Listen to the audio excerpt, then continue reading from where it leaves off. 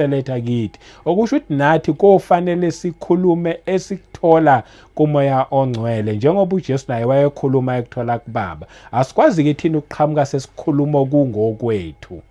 Fanele sikhulume ngesilinganiso sikamoya ongcwele. Lokho leli qiniso leli sesilaze kangaka sagijima nalo kangaka noma leli wena olaziyo wena ogijima nalo kangaka liyakukhulula yini?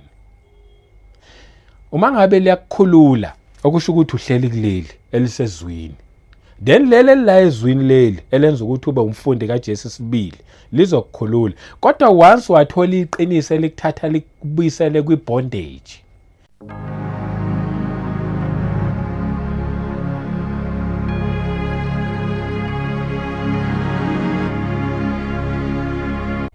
welcome once again kwiKota 2 Media. Igama lami ngumduduzi ngwakashabangu.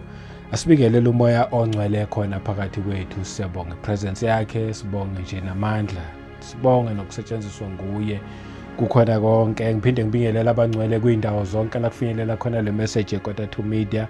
Siyabonga nje kakhulu bazalwane nonke. Inkosi inibusise nje futhi inigcine eindaweni zonke.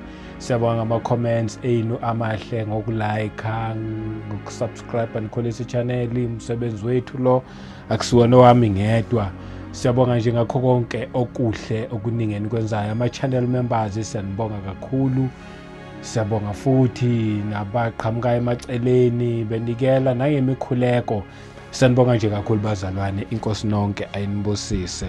Ngisase kuyo nje le ndaba le ethi umbuso wezulu ususondele. Nani le ndaba? Ngoba ikhuluma ngombuso wezulu osusondele. Ayikhulumi ngombuso lo esikwana kulelizwe. Khona umbuso khona kulelizwe, but la nje asikho kulo mbuso. Siveza nje indaba yasembusweni. But yizwi elikwazi ukuthi lisichazele kahle yonke into. Asiqale ngayo incwadi kaMatthew 4:17. La khona lithi from that time Jesus began to preach. Wayeqala ukushumayela uJesu ngaleso sikhathi and to say aphinde athi repent for the kingdom of heaven is at hand. Ethi abantu mabaphenduke ngokuba umbuso wezulu ususondele. Uma ungakubhekisise kahle ayevele khona amasinagogue la abantu abebehlangana khona, amaJuda namascribes nabaFarisi bebehlangana kumasinagogue bebemkhonza uNkulunkulu, bebemdumisa lapho kulezo indawo lezo. And lawo masinagogue wona amasonto angaleso sikhathi leso. But uma ngabe qhamuka uJesu uqhamuka nemessage evele khona amasonto ngoba amasinagogue bekwa amasonto ebevele khona, but uqhamuka nemessage ethi mabaphenduke. Uphinde yaqhubeka ukuthi ngokuba umbuso wezulu ususondele. Okusho ukuthi uthi yebo ngiyanizwa niyashumayela, yebo ngiyanizwa niyamthanda uNkulunkulu futhi niyamfuna uNkulunkulu, but le message ke engiza nayo idinga abantu abazorepenta. And abaFarisi namaSadusi bekwabantu ade beyithembile ngokuthi bayawugcina umthetho, bahamba ngendlela yonke into bebeyenza nje futhi beyenze sisa kahle ngalezo ikhathi lezo. Well, akekho umuntu wakwaba perfect, ingakho betholakala uma ngabe ethi uJesu makukhona ongenasono phakathi kwenu makathathe itshe kube yena ushaqala lo wesimame owaba nje oqotsheni ephingile. Khomba ukuthi akekho umuntu operfect, but uthi uJesu uma ngabe ekhuluma uthi repent ngokuba umbuso wezulu ususondele. Okusho ukuthi ukuphenduka yebo impela yikhona, ukushiya izono ukuphenduka yikhona, ukulahla konke nje okubi uthatha uJesu abe inkosi nomsindisi khona kuphenduka khona lokho ukurepenta lokho. Kanti futhi ukurepenta ukuthi ke manje prepare your mind noma change the way you've been thinking, ngoba manje ngiza nemessage okungenzeka ungayi-accept, okungenzeka ungayithandi, okungenzeka ungayifuni, but the only way yokuthi le message uyamkele uyithande it is qala through repentance.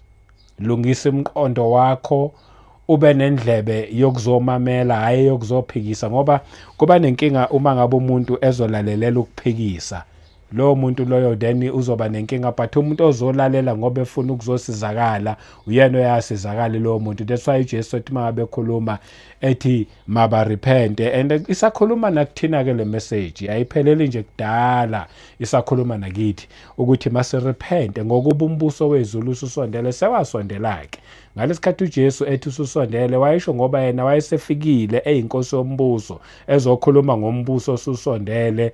Yena njengokuba wayesekhona emhlabeni wayezo introduce lo mbuso emhlabeni. Umbuso uthi ususondele, awusekho kude nabantu but usula eduzane nabantu, ngoba yena uNkulunkulu wayengasekho kude nabantu but wayesesondele eseduzane nabantu. Unombuso, umbuso wezulu, umbuso ongapheli lo, umbuso nje okhona omiyo ingunaphakade. Umhlaba namazulu kungadlula but umbuso wakhe wona udluli. Ungadidwa indaba yokuthi umhlaba namazulu kuyodlula, yebo kuyodlula lokho, but umbuso wakhe awudluli. And manje umbuso omiyo ingunaphakade, angafuni futhi uNkulunkulu ukuthi lo mbuso masiwazi ngale kwethuna. Uthi le konke lokhu uNkulunkulu uyafuna ukuthi masikwazi kube revealed manje.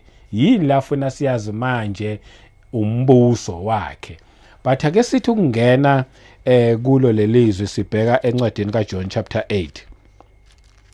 Sibheka le ndaba yombuso ukuthi ngabanjani abayokwazi mhlawumbe ukuthi bangene kulombuso. Izwi nje alikhulumele lona, lichazele lona. Asiqale from verse 21. Ihloko sakhona sithi Jesus predicts his departure.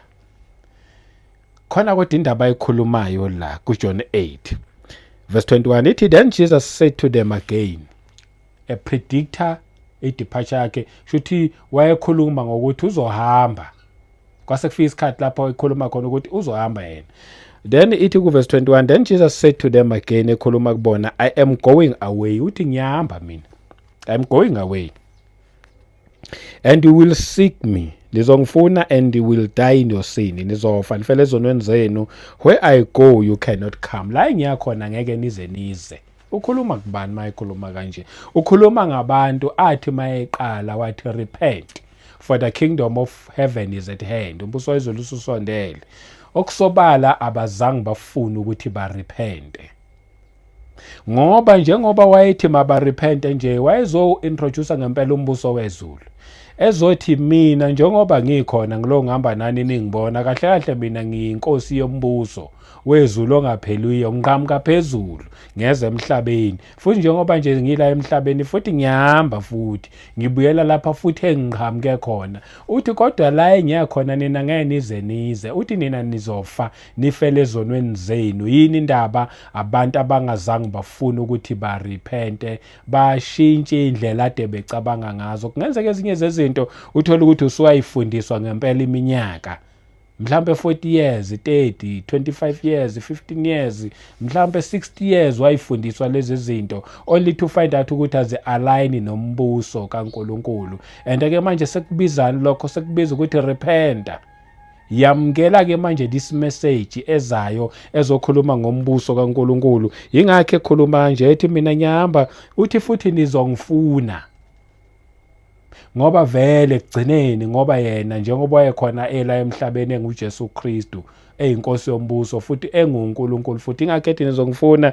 Uthi kodwa nizofa nifele ezonweni zenu. Yabona nje umuntu ongafuni ukurepenta, umuntu ongafuni ukuthi aziswe indaba zombuso kaNkulunkulu, ukade ungafele ezonweni zakho kuukuthi usesontweni, ngoba la upredicta nje lezi indaba lezi ukhuluma wonke lawa amazwi la ukhuluma kubantu abakuma-synagogue, abantu abathi bahamba, abathi bathanda uNkulunkulu, but uthi kubona nizofa nifele ezonweni zenu. Uthi futhi lapha engikhona nina ngeke nize, ngoba ngifikile ngikhuluma ngombuso but aniwamukeli. Kulungile, but izwa likhulume lona. Ithi verse 22, so the Jews said, amaJuda athi kuyena, will he kill himself? Bazibuza uzozibulala yini lo muntu, because he says where I go you cannot come. Ngoba uthi la ngiyakhona ngeke nize. 23, and he said to them, you are from beneath. Nina niqhamuka phansi, ni phansi nina. I am from above, uthi mina ngiqhamuka phezulu. Nina niqhamuka khona la phansi, uthi mina ngiqhamuka phezulu. You are of this world, I am not of this world. Uthi nina ningabakulelizwe nina, uthi mina ngisiyena wakulelizwe. Kungani athi bangabantu bakulelizwe? Ingoba whatever ade bebeyenza, bebenza izinto zakulelizwe, bebephakamisa izinto zakulelizwe. Yabo nje uma ngabe nje ungakubhekisise kahle, even ney'nkonzo ezikhona kulesikhathi samanje ziphakamisa izinto zakulelizwe. Yabona nje umuntu okhuluma kakhulu aphakamise ukuthi ithanda lelizwe, akhulume ngezinto zakulelizwe, uvela ubone ukuthi cha impela ungowakulelizwe, akabhilongi embusweni kaNkulunkulu. Uthi uJesu mina ngisuyena wakulelizwe. Uchazani mayethi angisuyena wakulelizwe? Ngoba njengoba ethi ngoba umbuso wezulu ususondele, uthi mina angisuyena wakulelizwe ngoba unombuso wakhe, hayi wakulelizwe lo. Lo mbuso ungawuthanda ngendlela ongawuthanda ngayo, ungamfuni mhlawumbe uNkulunkulu. Umthuke ungamfuni, uthi akuna Jesu, umbize ngawo wonke amagama, umbhece ngabo bonke ububi ongabucabanga. Into eyenza ukuthi wenze zonke lezo zinto ungamfuni uJesu Kristu ngoba wena ungowakulelizwe. Yingakho yena ethi mina ngisuyena owakulelizwe. That's why ungeke ukwazi ukuya embusweni wakhe uyofela ezonweni zakho ngani ngendaba yokuthanda lelizwe. And manje mawulithanda lelizwe likwenza lelizwe ukuthi ungamthandi yena, ungathandi futhi nombuso wakhe. But asiqhubeke naye 24. Therefore I said to you that you will die those sins. Uthi ngakho ngithi no fanifele ezonweni zenu. For if you do not believe that I am he, you will die no sins. Ngoba uma ngabe ningakholwa ukuthi nginguye, uthi uJesu nawo fanifele ezonweni zenu.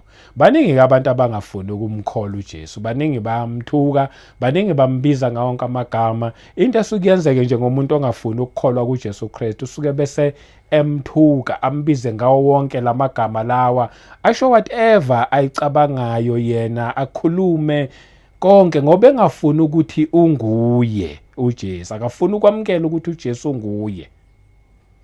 That's why ethi ngoba nifuna ukukholwa ukuthi I am he. Yingakho ethini-ke no fanifele ezonweni zenu. Cabanga usufa, iqiniso belilethiwe lashunyayelwa kuwena ukuthi uJesu nguye. Lo Mose lo ambona ihlahla sivutha lapha ebuza ukuthi mangifika kubantwana baIsrayeli ngiyothi ubani ethi nginguye enginguye. Uye futhi lo wayesekhona, ingakho ethi I am he. Kodwa abantu abafunanga ukukholwa, ingakho ethi nawufa nifele ezonweni zenu. 25. Then they said to him, who are you? Bambuza ukuthi ungubani? Who are you?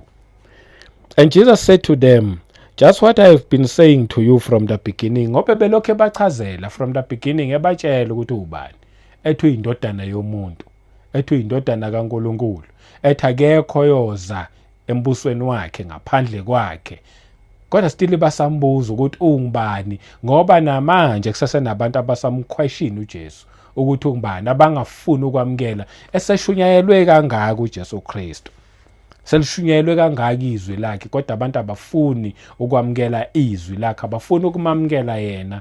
Mhlawumbe-ke ngenxa yabafundisi abathile owazi izinto ezithile ezinegative ngabo, bese ucabanga ukuthi-ke noJesu Kristu naye akusuyena ukwamukelwa, naye bese uthatha naye umede kububi bethu thina abantu, nawe bese umeda kubona, bese nawe ugcina usuthi hayi nalo Jesu lo ubani yena lo Jesu. Ngoba imibuzo enjalo nje ethi ubani wena, imibuzo enokudelela phakathi. Kodwa uyasho ukuthi kodwa ngilokhu ngintshelile from the beginning. 26. I have many things to say and to judge concerning you. Ekhuluma kuningi nje ngakusho, nginahlulele futhi ngakho. But he who sent me is true, ongithumele uqiniso, and I speak to the world these things which I heard from him. Uthi kodwa ngikhuluma la emhlabeni izinto engizizwa kuyena. 27. They did not understand that he spoke to them of the Father. Ukuthi uJesu wayezwa ethathela kubani, ethathela kubaba. Konke ayekukhuluma wayengakhuluma ukuhlakanipha kwakhe nokwazi kwakhe, kodwa wayethathela kubani, kubaba. 28. Then Jesus said to them, when you lift up the Son of Man, ngoba wayepredictor ukuthi uzohamba futhi useyasho ke manje ukuthi uyohamba kanjani. Uyasho ukuthi nizongithatha ningiphakamisa when you lift up the Son of Man, then you will know that I am he. Kulalo okwazi khona ukuthi nginguye. Ngalesikhathi ke manje bemthatha bemlifta up bemphakamisa bembethele esiphambanweni, ngoba kwafanele ukuthi mabamphakamisa bambethele esiphambanweni. Uthi lapho nizokwazi ukuthi nginguye, ngoba siyathola futhi mawulifundisa ukuthi kwaba nesikhathi la khona from i-hour lika-6 ne-hour lika-9 la kwaba mnyama khona, baze baconfess abantu bathi ngempela lo bekuyindodana kaNkulunkulu. Base betholile ukuthi ngempela unguye. Uthi-ke, and that I do nothing of myself, akukho engikwenza ngokwami, but as my Father taught me I speak these things. Kodwa njengoba ubaba engifundisile ngikhuluma lokhu ubaba ngifundisile, ngoba embusweni kaNkulunkulu asikhuluma izinto zethu. Uma ngabe uJesu wathi hamba la emhlabeni wayelalela ubaba owamthuma ukuthi uthini, bese ekhuluma izinto ayithatha kubaba, wayenga-8 zakhe kodwa wayekhuluma izinto ayithatha kubaba. Okusobala ukuthi nathi uma ngabe sithi sithunyiwe sihambisa izwi likaNkulunkulu, sikhuluma indaba ekababa uNkulunkulu, sikhuluma indaba zezwi lasembusweni, okusho ukuthi nathi kufanele sithathe kubani? Kuye. Thina-ke sinikezwe umoya ongcwele. Washo njalo uJesu wathi angizukunishiya nodwa kodwa ngiyonishiya nomduduzo ongumoya ongcwele oyokunigayida kukhona konke. Thina-ke sizwa ngomoya ongcwele, sithatha okushiwo umoya ongcwele ngoba liyasho izwi nomoya ongcwele akazi ukukhuluma okwakhe, kodwa umoya ongcwele uyothatha kubani? KuJesu Kristu. uJesu uthatha kubaba, umoya ongcwele athathe kuJesu bese letha kithi. Okusho ukuthi nathi kofanele sikhulume esikuthola kumoya ongcwele, njengoba uJesu naye wayekhuluma ekuthola kubaba. Asikwazi ke thina ukuqhamuka sesikhuluma kungokwethu. Kufanele sikhulume ngesilinganiso sikamoya ongcwele, lokhu umoya ongcwele akwambulele khona kukhuluma khona uphelele lapho futhi unga-add okungokwakho. Ithi ku verse 29, and he who sent me is with me. Uthi futhi ongithumileyo unami. Ubungozi-ke bokuthi uthi uthunyiwe kodwa okuthumile bengekho nawe noma engekho kuwena. uJesu lo amthumileyo wayenaye ubaba. Nathi masithi sithunywe ngumoya ongcwele kufanele sibe sinaye. Asikwazi ukuhamba sodwa siqanqalaze sodwa simshiye ngemuva engekho noma yena sesishile. The Father has not left me alone. Baba angishiyanga yedwa, for I always do those things that please him. Ngoba ngihlala ngenza lezi zinto ubaba ezihlala zimjabulisa, yingakho engazange amshiye. Nathi uma ngabe sifuna ukuthi singashiwa umoya ongcwele kufanele senze lezi zinto umoya ongcwele ezizomjabulisa, then umoya ongcwele ngeke asishiye. Uma ngabe umoya ongcwele senze izinto ezimjabulisayo, then sizokwazi ukukhuluma izinto eziqhamuka kumoya ongcwele. Abaningi sebekhulume izinto zabo ezingaqhamuki kumoya ongcwele. Baqala kahle behamba nomoya ongcwele, bangamjabulisa along the way wathula umoya ongcwele. Ekugcineni base beqhubeka bodwa esethule nje umoya ongcwele ngoba bayamdumaza each and every time. Abakhulumi okuqhamuka kumoya ongcwele, noma bekukhuluma babe sebe-eda nokwabo, of which that is wrong. Kufana nokususa lokhu umoya ongcwele athi kukhulume wena uyithola ungasakukhulumi, kuyamdabukisa umoya ongcwele. As a result bese uyithola usugijima wedwa. But uJesu uthi yena uhlala enza lokhu okujabulisa ubaba. Kufanele sithathe iphethini la kuJesu Kristu, sisike iphethini kuyena ukuze sokwazi ukuthi sihambe kahle la kule message yasembusweni kaNkulunkulu. Ngaphandle kwalokho ngempela sosala endleleni. Verse 30, as he spoke these words many believed in him. Njengoba uJesu ayelokhu ekhuluma wonke lawa amazwi bemuzwa esho ukuthi konke engikhulumayo aqhamuki kimi. Uthi futhi kuningi engakukhuluma ngani nginahlulele, kodwa ke mina ngikhuluma lokhu nje ubaba ngithume khona ukuthi mangizokukhuluma. Bayamuzwa bayamlalela. Lithi and he spoke, as he spoke these words many believed in him. Abaningi bakholwa kuye. Right. Ithi ku-31, then Jesus said to those Jews who believed him, if you abide in my word, you are my disciples indeed. uJesu yakhuluma-ke kulawo maJuda ayezwa aseyakholwa. Namhlanje usakhuluma futhi kithina. Uma ungakwabhekisisa kahle lamaJuda lawa ezwa aseyakholwa aphenduka lamaJuda abangamakholwa. So singasho nje ngoba laba yilaba bezwa bakholwa kusho ukuthi amakholwa. Then we can say verse 31, then Jesus said to those believers who believed him. Omunye umuntu angayithatha lento athi yabona uJesu wayekhuluma namaJuda la wena ungena kuphi? LamaJuda akholwa. So these were believers. So I'm not wrong uma ngabe ngithi then Jesus said to those believers who believed him. Lawo maJuda akholwa kuyena. Uthini kubona? If you abide in my word. Uthi uJesu uma nihlala ezwini lami. Uma nihlala ezwini lami, you are my disciples indeed. Ningabafundi bami sibili. Uma nihlala ezwini lami. Angithi bathule bayamlalela bayamuzwa. Uthi ke manje uma ngabe nihlala ezwini lakhe uJesu Kristu, sihlala ezwini lakhe. Uthi ningabafundi bami sibili ngoba khona bezwa labakholwa abangafunanga ukuthi bafele ezonweni zabo yilaba bezwa baphenduka bakholwa. Uthi ke manje okwenu hlalana ezwini. Nathi ngokufanayo uma sihlala ezwini lakhe. Thina ke silinikeziwe ke izwi size silibhalelwe nali silibhalelwe izwi ukuthi sihlale kuleli izwi. Yingakho uma nihlala ezwini lami ningabafundi bami sibili. Abahlala ezwini lakhe ibona abangabafundi bakhe isibili. Namhlanje sandelwe ngabantu abaqhamukayo noma abazalwana abaqhamukayo abakhuluma izambulo ezinkulu. Othi mawuthi ayicinga kulelizwe kuthiwe masihlale kulo azikho. When we question ukuthi zikuphi lezi zinto ezwini bathi kungani uthanda ukubuza ukuthi kukuphi ezwini ngoba lesi sambulo nami engisinikeze uNkulunkulu. The very same uNkulunkulu wathumela indodana yakhe emhlabeni yathi mayisifikile emhlabeni yathi uma ngabe ikhuluma yathi if you abide in my word nalizwi uthi you are my disciples indeed ngabafundi bami sibili.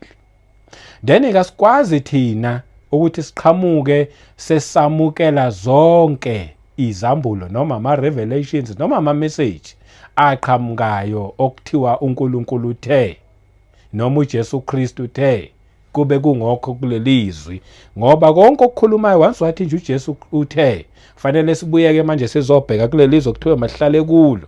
Kukhona yini kulelizwe makukhona sokuthatha makungekho futhi ngeke sikuthathe ngoba uthe uma sihlala kulelizwe singabafundi bakhe sibili. Okusho ukuthi masingahlali kulelizwi siphuma kulelizwi asisibona abafundi bakhe. Wayexwayisa kaba amakholwa la amaJuda ayesekholwe kuye. Nathi siyaxwayiswa ke. Hayithi singabantwana basembusweni. Kuthiwa umbuso wezulu ususondele. Embusweni wezulu kune king. Bonke abantwana basembusweni balalela imessage from the king. Ogama lawo linguJesu Kristu. Benza into eyenziwa intando yenkosi yombuso. Asihambi ngendlela zethu, asihambi ngokuhlakanipha kwethu. Njengoba nje ethi umbuso wezulu ususondele ngempela umbuso wezulu lo okufanele ukuthi umuntu athi uma ngabe ela emhlabeni abe lokho eziqaphela ngaso sonke isikhathi ukuthi ngisesembusweni yini or sengishiftile futhi ngabuyela back to embusweni wakulomhlaba. Kulo mbuso wakulomhlaba lo ungenza noma ngabe yini noma ngabe sikanjani sifine but once waba umntwana kaNkulunkulu wasembusweni silalela izwi lakhe. Sihlale ezwini lakhe ukuze soba abafundi bakhe sibili hayi kwelinye izwi but leli esinikezwe lona ngoba noma uNkulunkulu angakhuluma nami private uyothuma ngabe ekhuluma kukhulumayo uma kukhulume yena lo weqiniso lo weze emhlabeni lo engimfunda la ezweni uma ngabe kukhulume yena konke akukhulumayo uyokuconfirma ngezwi lakhe leli athe sihlale kulo ukuprove ukuthi singabafundi bakhe sibili. Fana nomoya ongcwele uma ngabe kukhuluma umoya ongcwele ngoba miningi nemimoya. Abazalwane kufanele ke bakuqaphele lokho. Miningi imimoya ikhona nqwaba ichithiwe ilanga ngaphandle. Uma ungeke uzwe uthi sekukhulume mopho umoya ogijima noma ngabe imopho umoya but umoya ongcwele lo oza ngoJesu Kristu. Noma ngabe yiphi imessage noma irevelation noma isambulo noma ngabe isipho asilethayo, whether ngezwi noma ngephupho noma ngevision, uyothi uma ngabe kuletha ukuconfirm nganalo izwi, yena futhi yokuconfirmela yena kudirect kuleli izwi leli ukuthi ebengikukhuluma nakho. Why ezothi uma ngabe esekukhulumile lokho whatever message noma ivision noma ngabe iphupho noma itrance noma open vision, why ezophinde akulethe kuleli izwi? Ingoba wathi uJesu, if sihlala kuleli izwi singabafundi bakhe isibili. Indaba zasembusweni lezi akuzona indaba zesonto leli. That's why ngithanda ukuthi ngiqale ngale message ke lapha ku Matthew 4 verse 17 ukuze sizokwazi ukuthi sibone ukuthi cha la kukhandwa amasonto, kodwa la kukhandwa afuthi ayikho into esikhandwa ngoba uNkulunkulu wakhanda konke, kodwa la kulethwa imessage yasembusweni, hayi indaba zamasonto but imessage yasembusweni. Lalela kuma ngabe kuukuthi akuhlala kuleli izwi leli ube umfundi wakhe. Kuverse 32 lithi, and you shall know the truth and the truth shall make you free. Indaba emnandi nje futhi straightforward ila ezwini. Inkinga yethu ukuthi thina simfuna uNkulunkulu, asimfuni nalo Jesu lo esathi masimconfessa sethu inkosi nomsindisi wokuphila kwethu, asimfuni ukuthi bese sihlala kuyena. Siyamconfessa beyinkosi nomsindisi wokuphila kwethu bese siyasuka kuye, bese siyohlala kulabo abanezambulo, laba banama revelations, sigijimela kubo sishiye naye inkosi esiyiconfessile sathi inkosi. Ngoba once waconfess ukuthi uJesu inkosi nomsindisi wokuphila kwakho, okusho ukuthi manje sekufanele ubuye ke manje uze enkosini ke lo iconfessile. Uthi ke manje inkosi yami, mina njengomntwana wakho embusweni wakho, ithine yami position, ngifundisa ukuzwa wena, ngifundisa ukulalela wena, uza kunikeza umoya ongcwele elithizwe uyakusifundisa konke. And mayisefikile umoya ongcwele lithi ke uyobe sekutshela uthi hlala ezweni lakho ube umfundi wakhe isibili. Once wahlala ezweni lithi, and you shall know the truth, yokulazi iqiniso, and iqiniso lakho senzenjani lizokusikhulula. So kwazi iqiniso bese iqiniso lakho sikhulula. My question is this one, leli qiniso leli sesilaze kangaka sagijima nalo kangaka, noma leli wena olaziyo wena ogijima nalo kangaka liyakukhulula yini? Uma ngabe liyakukhulula okusho ukuthi uhleli kuleli elisezwini, then leli la ezwini leli elenza ukuthi ube umfundi kaJesu sibili lizokukhulula. Kodwa once wathola iqiniso elikuthatha likubuyisele kwibondage, likwenza ube isigqila instead of ukhululeke, yazi ukuthi awutholanga lona iqiniso. Iqiniso eliza ngaleli izwi eliza ngoJesu Kristu yileli elizawuthi mangabe sesilitholile lisikhulule, hayi lisibuyisele kwibondage, hayi lisibuyisele kuma-cult, hayi lisibuyisele kwi-religion, because i-religion i-bondage. uJesu ukhuluma nje lawa mazwi uthi mabaphendwe ngoba umbuso wezulu ususondele, ukhuluma kubantu ababehleli kwi-religion, babe kwi-bondage, babegqilazekile. Kodwa manje ufuna ukubakhipha la, but the only way ukuthi mabaphume mele mabarepente kuqala ukuze bezokwazi ukuthi beze la embusweni wezulu osusondele. Ngoba la embusweni kuneqiniso, and iqiniso lakhona liyabakhulula abantu abahlali kwi-religion. Thina sibizelwanga uzohlala kwi-religion.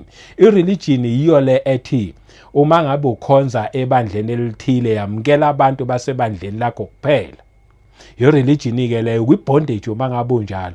I-religion ile ekhanda cult ukuthi thina la ekhaya senza kanje.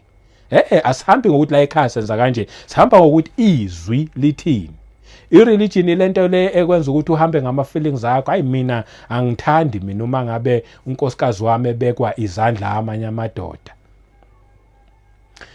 Ezife lawo madoda mayembeka izandla, mhlawumbe ubekade egula, uma ngabe embeka izandla ezife manje aseyamfuna, cha.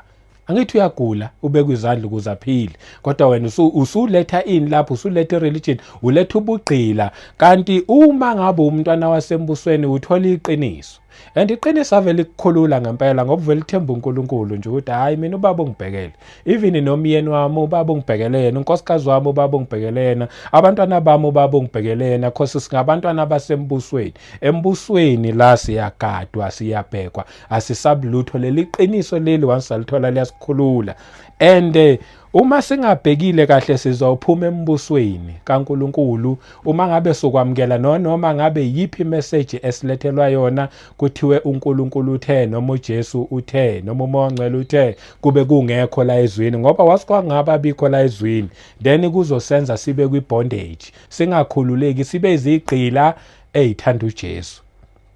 Kanti kufanele silazi leli qiniso bese liyasikhulula. But-ke kulele kuwena ukuthi wena ufuna kuphi, ufuna ukusonta noma ufuna uNkulunkulu, noma ufuna uJesu Kristu, noma ufuna ezakhe izinto. Yabona nje abantwana bakaNkulunkulu ababhorwa even enanayizwi, ngoba manje kuthiwe mahlala kulelizwi, lelizwi leli hlala kulona, kuthiwe soba abafundi bakhe isibili. Okusobala ukuthi uma uhlala kulelizwi lelo uba umntwana wakhe, and angeke likubhoreke. Awukwazi ukubhoreka futhi uma ngabe umuntu eshumayela lona lelizwi. Awukwazi wena ukuthi wena indlebe zakho zifune okungekho even nala ezwini. Uma ngabe umntwana wakhe, uma ufuna ukuba umfundi wakhe isibili, ngaphandle kuma ngabe uthi ufuna ukuba isigqila sakulelizwe, yingakho ethi la engikhona ngeke nize ngenxa yobubi benu. Ubuphi lobubi? Yingenxa yokuthi thina sithola sesamukela nama messages, sigijime nawo swathathela ama message angaqhamuki even nakuNkulunkulu. Umuntu uzwe into ayizwile lapha ayizwe khona ngomoya thizeni, akuzwile sikuthathe thina sigijime nakho, kanti besilinikezwe nalizwi okufanele silithande, lingasibhori. Inkinga yethu asilithandi, kodwa sithi siyamthanda uNkulunkulu. Inkinga yethu asilithandi lelizwi leli, kodwa sithi uJesu Kristu uyinkosi nomsindisi wokuphila kwethu. Kodwa uthe uJesu uma uhlala kulelizwi yoba umfundi wakhe isibili. Sishawa nje ukuthi asilithandi lelizwi, sifuna lezi zinto ezigitazanayo, lezi ezikhanda ukuthi umuntu makagqilazeke. Kanti woza kulelizwi leli liza kukhulula, and wasakhululeka uzozwa ngempela ukuthi kumnandi kanjani ukuba ngumntwana kaNkulunkulu okholwa kuJesu Kristu, owathi umbuso wezulu ususondele. Bazalwane, inkosi ayinibusise, ingcine kwindawo zonke. Ngomsa wayo futhi asiphinde sihlangane kwivideo elandelayo. Amen.